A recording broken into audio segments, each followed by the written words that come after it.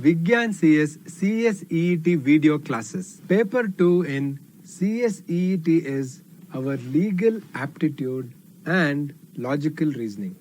So this is for 50 marks.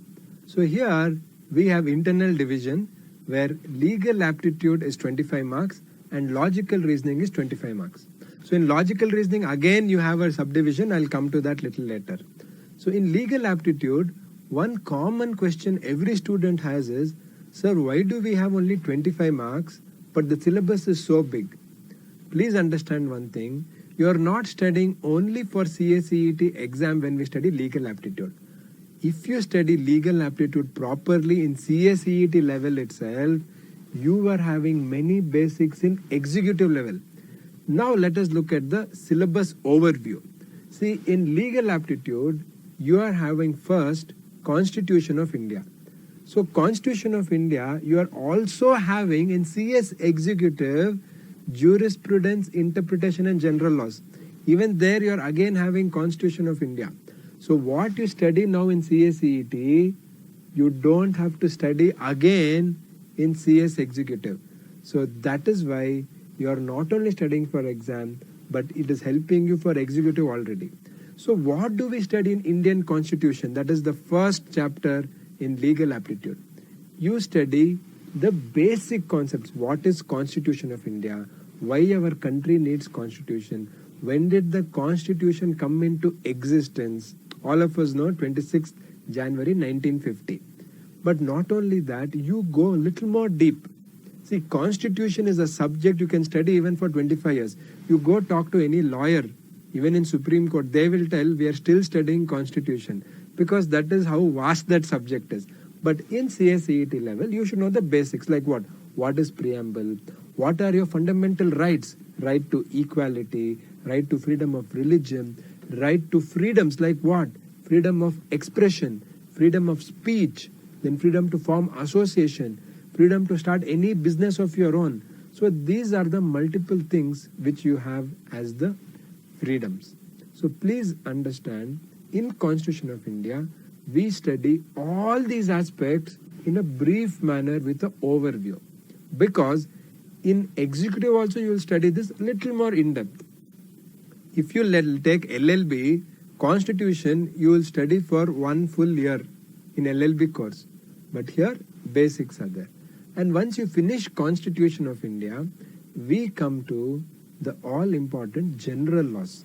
So in general laws, they have given you only two, Indian Contract Act and Law of Torts. So both these are again essential, not just for executive level, but tomorrow when you work as a company secretary, almost everything that the company does with anyone is an agreement. First of all, if you get a job in the company, they will enter into employment agreement. Or employment agreement is with every employee of the company, correct? Then company is having any sort of dealership with anybody external to it. Again, there is an agreement. So at every level, there is an agreement, and every agreement is governed by the Indian Contract Act of 1872. So that is why you should know the basics. What is agreement? What is a contract? Is all the contracts called agreements? Are all agreements called contracts? What are the different ingredients? That is, to call a contract, what do we need? We need two people. They should agree on the same thing. Then they should have free consent. We'll get to the details when we study the chapters. So these are the concepts which you study. And Indian Contract Act, let me tell you, if you study properly in this level, and in the video classes, we have done an in-depth study of Indian Contract Act, where I have taught to you all the practical aspects, and we have gone very deep in Indian Contract Act. In fact, more than what is required just for your CSEET, because that will make you an expert in law. And that is why we have gone in depth of Indian Contract Act. After that, in the syllabus, next you come to Law of Torts. Law of torts is all about civil wrongs. See, now you may think, sir, we'll not become a lawyer. Why should we study law of torts? Because when you're in a company, there are multiple occasions where the company or the directors may get involved in some sort of law of torts, that is civil wrongs. And as a company secretary, you should have working knowledge. You need not be expert. See, you should become expert in company law, in Contract Act. These are the core things you should be an expert. But law of torts, you should have working knowledge.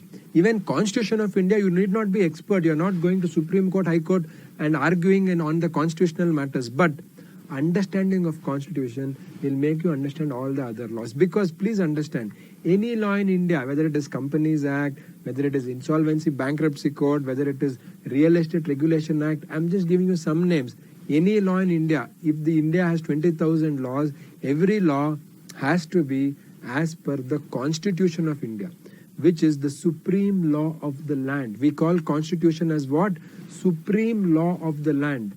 So your knowledge of the supreme law of the land, Constitution of India, is essential and necessary for you to be an expert in company law and other subjects. That is why we study Constitution. So we have Constitution, then Indian Contract Act, then Law of Torts. After this, we get into the most important, according to me, Company Secretaries Act. You have elements of Company Secretary legislation with this Company Secretaries Act. So you'll think, Company Secretaries Act, why should we study? You are a company secretary student. The most simple thing you should know is, how did company secretary profession come into existence? What is this Company Secretaries Act? Who can be a member? Who can be a student? What is punishment? What are the scope? What are the different kind of work company secretary can do? Whether it is employment, whether it is practice. Very, very interesting. And one more thing, one small anecdote for you. See, before we had this CACET, in old syllabus of foundation had multiple syllabus. In that, there was one old syllabus. The funniest part was, there was nothing related to role of company secretary. So you're studying company secretary course and you're not even studying what is the role of CS. It was very funny. So if somebody asks a student, what does company secretary do? You'll say it is not in syllabus. You can't do that. That is why ICSI said, student who is doing CS course should know CS Act. So we have Company Secretaries Act 1980. You don't study the entire act, but you study main things.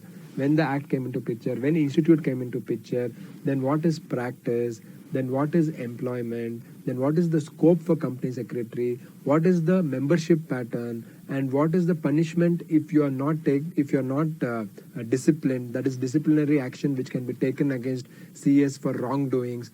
All the basics, you should know that.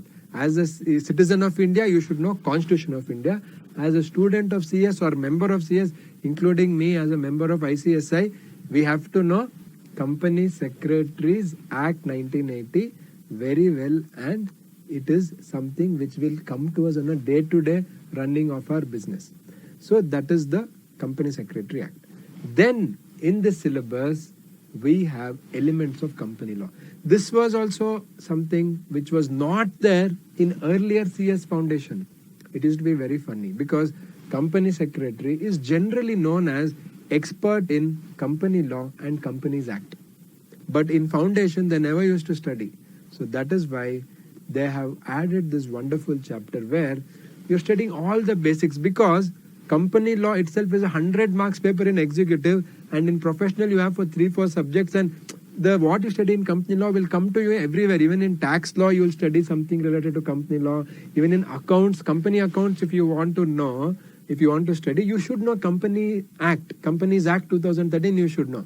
So Companies Act is like the sun, and all the other subjects are like the planets.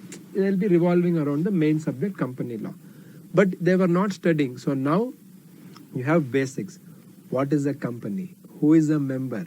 Who is a director? How to become member?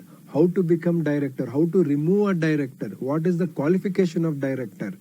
What is share? What is share capital? What is share certificate? All basic concepts we study in elements of company law. Very, very interesting chapter. And then once we study elements of company law, then we come to the all-important logical reasoning. But before logical reasoning, we have also legal reasoning. So legal reasoning is basically whatever you would have studied in Indian Contract Act, Law of Torts, Company Law, Constitution, all that knowledge will be taken together, and in the legal reasoning, they will give you one question and you must interpret, apply your mind and give the answer.